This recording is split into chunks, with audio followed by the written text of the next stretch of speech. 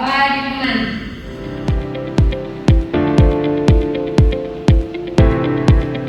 Berdoa selesai. Oke, terima kasih Syarifah. Apakah ada yang tidak hadir pagi hari ini? Ada, Bu. Siapa tuh? Bisa, Bu. Bisa kenapa misalnya? Sakit, Bu. Oh, semoga bisa diberikan kesehatan dan kesembuhan ya. Amin. Baik, sebelum kita memulai pembelajaran kita pada pagi hari ini, apakah Anda Ibu semua masih ingat pembelajaran kita pada pertemuan sebelumnya? Ingat, Bu. Oke, siapa yang ingat? Saya. Oke, silakan Syarifah. Sebelumnya minggu lalu itu pelajaran tentang konsep keanekaragaman hayati, Bu. Betul sekali mengenai konsep keanekaragaman hayati. Nah, dari Anda Ibu semua masih ada yang ingat nggak pengertian secara sederhana mengenai keanekaragaman hayati? Ini, Bu, variasi ekosistem. Oke, boleh ada yang lain? Saya, Bu, variasi gen, Bu, di suatu lingkungan. Oke, apakah ada yang bisa melengkapi dari jawaban kedua teman-temannya? Bu, mau coba, Bu? Boleh, silakan Hikmah. Jadi, Bu, menurut saya keanekaragaman hayati itu merupakan sebuah keberagaman makhluk hidup yang mempunyai perbedaan-perbedaan mulai dari bentuk, ukuran dan sifat-sifatnya. Nah, di mana keanekaragaman hayati ini dibagi menjadi tingkatan, Bu. Yang pertama tingkatan genetik, dan yang kedua tingkatan spesies, dan yang ketiga tingkatan ekosistem. Oke, betul sekali apa yang dibilang oleh Hikmah sebelumnya. Tingkatan keanekaragaman hayati sendiri itu terbagi menjadi 3, yaitu tingkat gen, tingkat spesies, dan juga tingkat ekosistem. Tingkat keanekaragaman hayati itu terdiri dari berbagai makhluk hidup, tentunya kita sebagai manusia maupun sebagai makhluk hidup lainnya itu harus menjaga kelestarian dari keanekaragaman lainnya, seperti pada tumbuhan dan juga pada hewan. Nah, di Indonesia sendiri itu kita memiliki banyak hewan yang kita sebut juga dengan hewan endemik ataupun tumbuhan endemik. Nah, dari berbagai hewan dan tumbuhan endemik itu banyak yang sudah terancam punah dikarenakan oleh beberapa kegiatan, mungkin karena kegiatan manusia. Nah, jadi pada kegiatan kita pada pagi hari ini kita akan membahas mengenai ancaman keanekaragaman hayati dan juga upaya pelestariannya. Ibu berharap Anda semua di akhir pembelajaran mampu menganalisis faktor-faktor ancaman terhadap keanekaragaman hayati Indonesia, dan yang kedua ialah mampu merumuskan upaya pelestarian keanekaragaman hayati di Indonesia. Oke, untuk itu sebelum kita memulai pembelajaran kita pada pagi hari ini, Bapak akan menampilkan sebuah video. Silakan diperhatikan.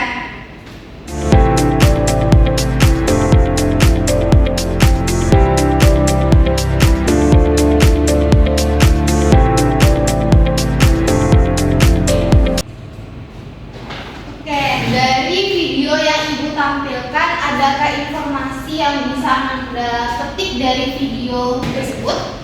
Ada, Bu. Oke, apa tuh Sita? Informasinya dari video tersebut bahwa kita itu dilarang untuk melakukan alih fungsi lahan untuk menghindari kehilangannya tempat untuk makhluk hidup yang ada di sana, Bu. Oke, yang lainnya apakah ada?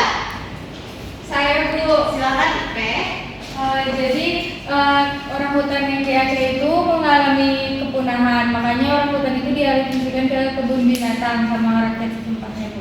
Oke, betul sekali ya apa yang dikatakan oleh Rosita dan juga Syarifah, bahwasanya dari video yang ditampilkan, orang hutan itu merupakan salah satu hewan endemik khas Indonesia yang dimana dapat diketahui dari IUCN orang hutan sendiri itu mengalami kepunahan. Nah, hal ini terjadi karena adanya alih fungsi dari yang seharusnya habitat dari seorang hutan menjadi lahan pemukiman ataupun lahan yang digunakan oleh manusia itu sendiri. Nah, untuk meningkatkan jumlah populasi si hewan ini supaya tidak habis oleh waktu, itu pemerintah melakukan dengan cara pelestarian itu di dalam sebuah kebun binatang. Nah, untuk mempelajari lebih lanjut mengenai ancaman keanekaragaman hayati, Ibu akan membagikan Anda semua ke dalam 2 kelompok. Apakah sudah ada kelompoknya? Sudah, Bu. Baik, jika sudah ada silakan duduk berkelompok.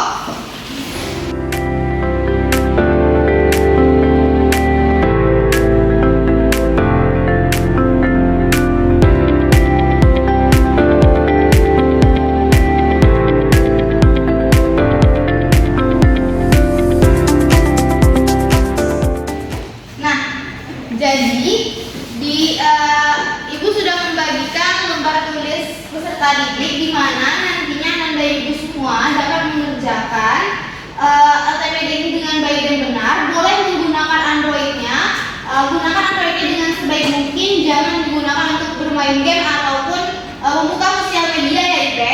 Iya Bu. Oke, untuk pertama silakan diisi identitas terlebih dahulu di mana ada kelompok dan juga anggota kelompoknya. Kemudian Anda semua silakan dibaca mengenai wacana permasalahan yang telah ditampilkan. Lalu setelah itu Anda dapat mengisi tabel pengamatan mengenai identifikasi permasalahan yang terjadi berdasarkan wacana tersebut. Kemudian silakan Anda semua menggunakan handphonenya tadi mencari referensi-referensi terkait mengenai permasalahan yang terjadi dan menjawab pertanyaan-pertanyaan yang telah disediakan dan tidak lupa memberikan kesimpulan pada akhir pengerjaan. Apakah bisa dimengerti semuanya? Bisa Bu. Oke, untuk pengerjaannya dimulai dari sekarang. Ibu berikan waktu kurang lebih 25 menit. Silahkan berdiskusi dengan kelompoknya. Jika ada yang tidak dimengerti silahkan bertanya. Ibu mau bertanya Bu. Ya, kenapa Sinta?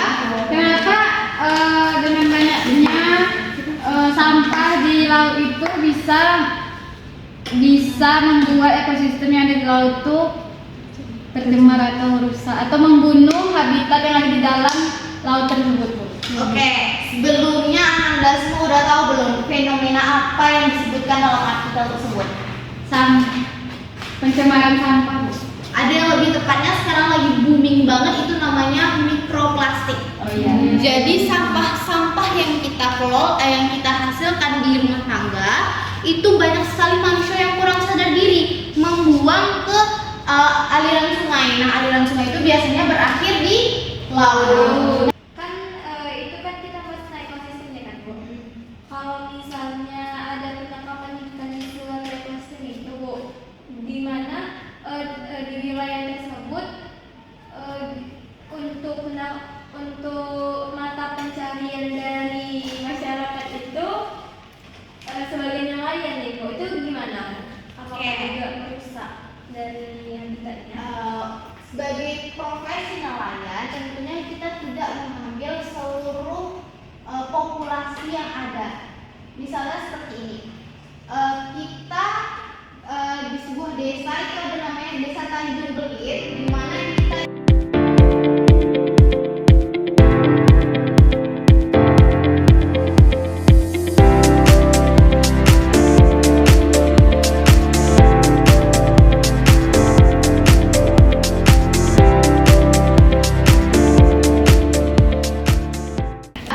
Ibu mau minta perwakilan kelompok untuk membacakan kesimpulan dari hasil tugasnya pada pertemuan kali ini.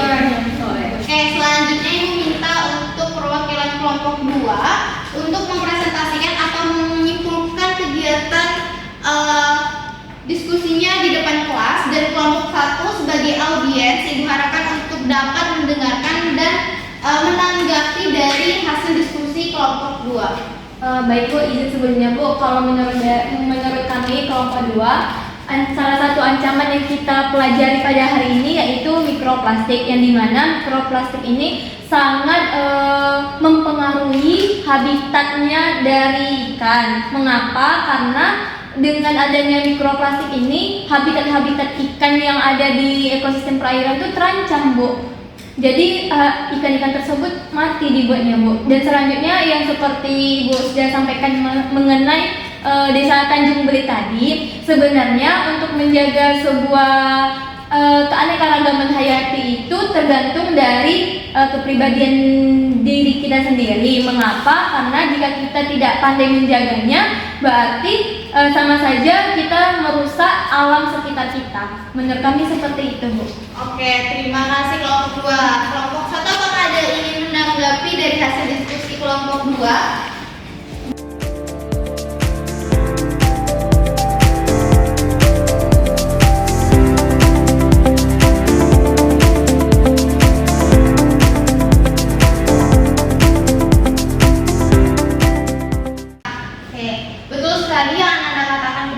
Bahwasannya fenomena mikroplastik ini sangat merugikan terutama bagi ekosistem laut.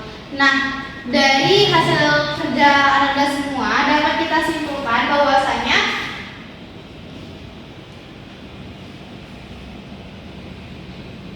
bahwasanya ancaman keanekaragaman hayati itu paling besar dilakukan oleh manusia, aktivitas manusia.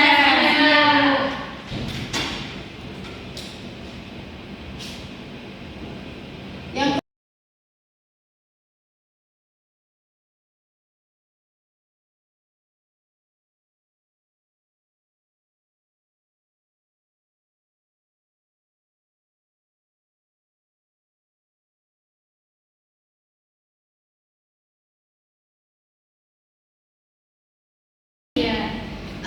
selanjutnya Ibu akan memberikan post-test untuk Anda semuanya. Jadi untuk post-test kita hari ini Ibu akan bekerja secara kelompok.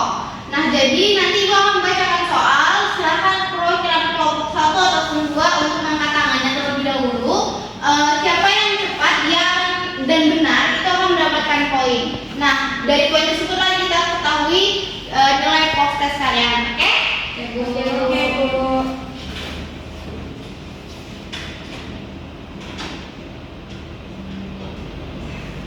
Soal pertama, untuk menyelesaikan sumber daya alam hayati ekosistem dapat dilakukan dengan cara Oke, silakan Sita. Bu, Ya, apa Sita jawabannya? dengan melakukan pelestarian in situ dan ex situ, Bu. Betul sekali. Untuk poin kelompok 2, Bu.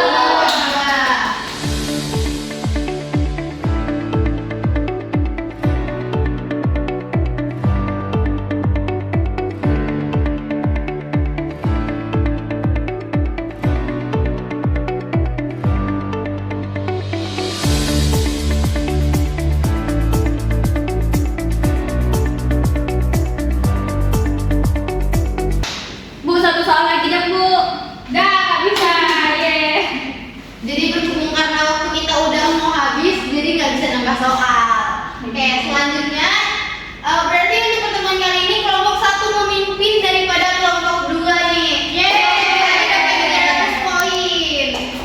Oke, karena Anda semua sudah paham mengenai pembelajaran kita pada pagi hari ini, Ibu akan memberikan tugas di mana silakan Anda membuat infografis mengenai upaya-upaya pelestarian yang dapat Anda lakukan ataupun yang dicanangkan oleh pemerintah untuk keanekaragaman hayati khas Indonesia. Oke, Bu. Ibu, Ya, apa? itu dikumpulnya minggu depan tanggal berapa, Bu? Oke, karena berhubung kita minggu depan lebaran, otomatis kita ngumpulin setelah lebaran. Silakan dikumpulkan pada tanggal 8 April. Ibu akan membuat forum di Google Classroom. Silakan dikumpulkan dengan format ukuran A4. Apakah bisa dimengerti? Bisa, Bu. Ya. Pasti itu infografisnya itu di Canva atau di kertas? Boleh di Canva, boleh tulis tangan, terserah Anda semua, sebebas dan sekreatif Anda. Baik, Ibu. Baik, apakah ada lagi yang ingin ditanyakan? Tidak, Bu. Tidak, Oke, Bu. kalau misalnya tidak ada, Ibu akhiri pertemuan kita pada hari ini. Ibu ucapkan mohon maaf dan wabillahi taufiq wal hidayah.